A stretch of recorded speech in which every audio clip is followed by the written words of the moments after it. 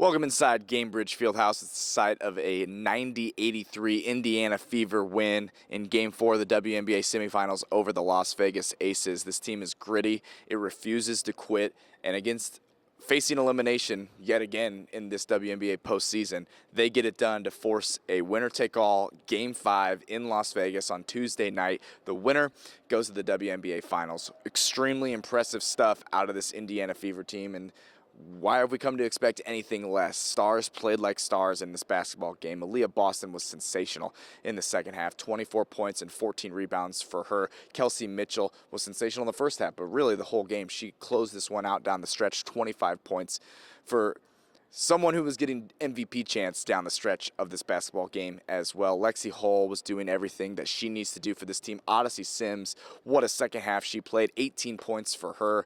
The Fever only made 4 three-point shots. Extremely impressive. Only 26% from beyond the arc. They were getting it done in the painted area. They were making shots when they needed to make them. In this game, whenever they needed a bucket, they got it. And they kept Las Vegas on the ropes every time Las Vegas was making a push. And Aja Wilson, she's the MVP for a reason now. She was sensational in this basketball game, but every time the Aces made a push, the Fever responded, made defensive plays when they needed to, forced turnovers when they needed to, made shots when they needed to. Just an all-around impressive effort out of this Fever team. And again, we've come to expect nothing less. They have forced the Game 5. They're one game away from the WNBA Finals. Odyssey Sims, Aliyah Boston, Stephanie White, after this basketball game, trying to make sense of this and just explain how they continue to do this. Awesome stuff by the Fever. Steph, you talked a lot about you like the shots from Game 3. How much do you feel like process-wise offensively did you guys get tonight? You guys did something different versus just maybe? Yeah, I mean, I think we were the aggressor, and usually when we're aggressive and we move the ball, good things happen for us. We attacked, we played with a sense of urgency, we made the right reads and the right plays. The ball moved really well, and we found the open player, and we got production from multiple players. Aliyah, the statistical night you have very rare in closeout or elimination games. What were you seeing or feeling out there that let you have the night that you had? Just trying to be aggressive. Hello? Oh, there we go. Just trying to be aggressive, post up, seal, focus, and finish, and get to the free throw line. To Steph or Aliyah, did either of you see anything on tape the last couple of games for you specifically to try to get you more looks or better looks, especially as you did in that second half? Yeah, I mean, we've watched a lot of film, but I think for me, just working on my positioning, trying to get earlier seals, and so that was the focus for me tonight, and I was able to do that. Yeah, obviously you were 0 for 7 on Friday. Just what did you do in these 2 days to kind of have a kind of bounce back, or what mindset were you coming into this game? Just leave that game where it is. It's the past. Focus on today. Just didn't change my mindset. Didn't change anything besides just being more aggressive, making sure we got to beat the ball. I mean, nobody can stop her down there. Loved her aggression today. When we carry it over on Tuesday and keep it going so we can get to the finals. Steph, did someone have it? Go ahead. Steph, what did you like defensively out of that group? It felt like you didn't allow Aces to get into their offense, to get as comfortable maybe in that second half. I liked our activity level. I think our anticipation was better, especially in the first half. Really, when the ball moved, we moved and we flooded weak side. We got some tips. We got some steals. I just felt like we were much more aggressive. We weren't reacting to everything that they did. We talk about, 3 things: activity level, anticipation, and being aware of what happens on the floor. And I felt like we did that for most of the ball game. Aliyah, you had said the other day that this group plays best when they play free. Did you feel like that was the mentality that you had tonight, and how do you take that same approach into Game 5 on Tuesday? Yeah, I thought we moved the ball a lot better today. Everyone got to feel it. Everyone got to take their great shots. And I think the thing about us is that we trust everyone to take their shot and take their shot with confidence and trust that it's going to go in. And I think everyone really showed that. I mean, everyone took their shots and knocked them down. Steph, at the end there, when Kelsey went to the free throw line and the crowd was chanting MVP, what were you thinking watching her close this out, have this performance on this floor in front of these fans after everything she's been through here? First and foremost, just an extreme amount of pride for her. She has been through a lot. With this franchise. And the second thing is just, pride in her work and how much work she's put in to position herself to be in this moment. She loves this game. She just wants to play, and I'm incredibly proud of her. I'm thankful that our fans continue to recognize her greatness, and I'm thankful that she decided to come back and join us. Certainly because I have watched Kelsey from afar and have wanted to coach her for such a long time and have enjoyed every opportunity that I've had. So she's finally getting her flowers. For Odyssey, before the game, Stephanie said to us that she wanted the team to play with desperation. Did she give you that kind of message too? Did she use that word or something similar to urge you on? No, it kind of comes with just when she's speaking, it's to the entire team. We take that collectively, individually, and as a group. We knew today was a must-win. Our backs was against the wall, so we had to come out with a little bit more fire than we did on Sunday. Not play relaxed, and especially not let them get on big runs. I think we did a great job today. When they did go on their runs, we minimized them, and we were aggressive defensively, and we were able to come out with the win today. Honestly, what does it mean to you, too, after a game like that, walk off the floor with your son and spend time with him right after? It means everything. I love my son to death. Everybody knows that. And I'm just happy that he was able to come this weekend. So my heart is full. Coach, here. What was the thinking behind the zone defense in the start of the second quarter with Bree Turner on the top? That was quite effective. The thinking was we could not stop Dana Evans. I mean, she's been getting to the paint every time that she's out there, and that's part of it. But I think also just giving them a different look. It's always about trying to find. Not necessarily always advantages, but trying to find disruptions. And some of our ball screen coverages, they've been able to pick apart some of the actions they've been able to take advantage of. And so we wanted to stop their movement, and we wanted to get them a little bit stagnant, so we sprinkled it in. Kind of like what they did to us in game 2. Was it game 2, I think? Yeah, for Steph and Aliyah, for you guys to be one game away from the finals, where you came from, in August when people were going down with injuries. I mean, how do you wrap your head around that, knowing that there's still work to be done? Yeah, honestly, for me, all the credit has to go to God. Seriously, I mean, just thinking about where we are right now, just like you said, we lost people to injuries, and no one stepped down, no one dropped their heads. But I think Steph and the entire staff just did a great job of us telling us, listen, it doesn't matter who's in this locker room, it's about who's in here, and we're going to do everything we can to be successful, and we just kept working. And I think for me, this from day one has just been a really special group. We've hit a lot of adversity collectively. I had some tough stuff that I was going through personally, and this group would just rallied around me, rally around each other, and truly do live the mantra of we over me. And it's just been a really, really special group. You don't always get these opportunities to coach groups like this at the professional level, especially. And I think because they're who they are as human beings, it allows us to continue to put one foot in front of the other. We embrace everybody that's come into this locker room. We try to put everybody in this locker room in positions to be successful.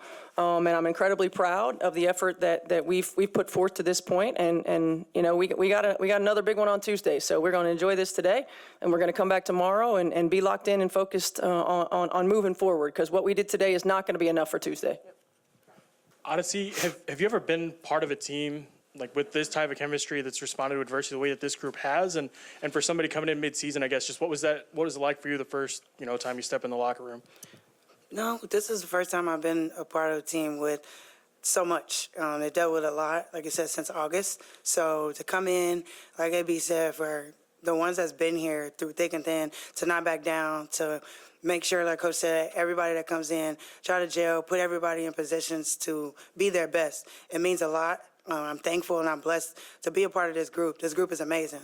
And from the coaching staff to the top all the way to the bottom, my teammates are amazing. Everyone pours into each other. It's always positivity. So I'm happy. And also being one win away, one game away from the finals. Like Coach said, it's not enough what we did today. We're going to soak this in, but we still got more to do. Steph, in every game this season, you average at least 30 boards defensively throughout this series. Has this been a focal point for you? Rebounding is always a focal point for us. We want to be able to play with pace. And in order to do that, we got to get the boards. We've continued to challenge everybody on the floor to rebound the basketball, particularly our guards. You know, our posts oftentimes have a tough matchup to keep their bigs off the boards, and we got to get our guards to get in there and get it. You know, it's one thing to do your job and defend and force teams to take tough shots because these are the best players in the world, but then you got to finish plays, and so rebounding is absolutely critical. This one's for Aliyah. I asked a question a couple years ago to Kelsey, and it was about identity. And it was when you guys were really kind of like finding your rhythm and trying to figure it out. And it was a tough question. I almost regretted asking her because it was a tough answer for her. But I'm going to ask you today. Different scenario, different situation. What's the identity of the Fever? We over me. That's been our identity the entire season. We all we got, we all we need.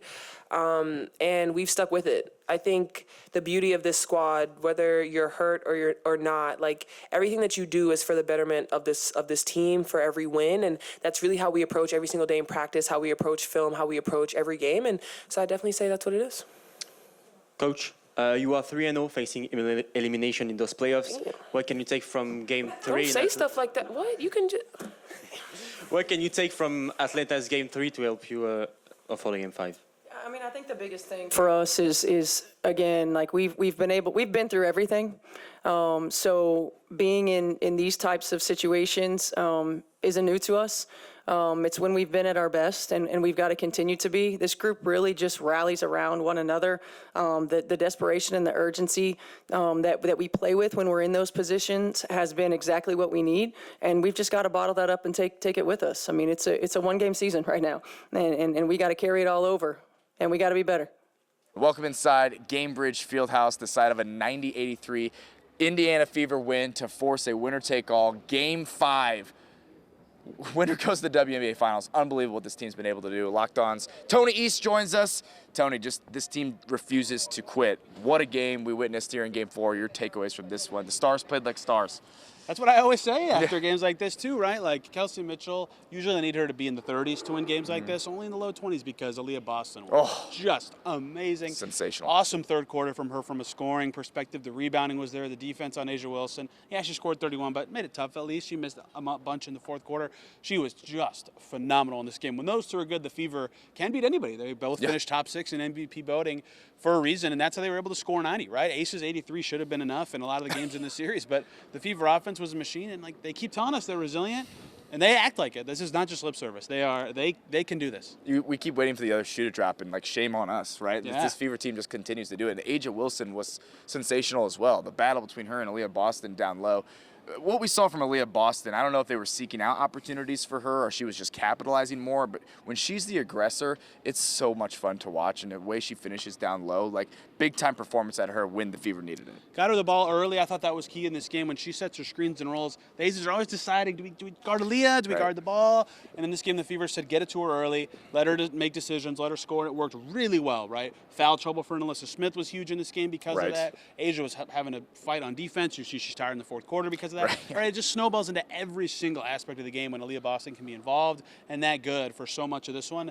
And everything happened because of her. She played a bunch. They didn't have to rely on their bench bigs as much. It was huge in every ripple effect, too. Yeah, no question. Same officiating crew as the infamous Lynx and Mercury game.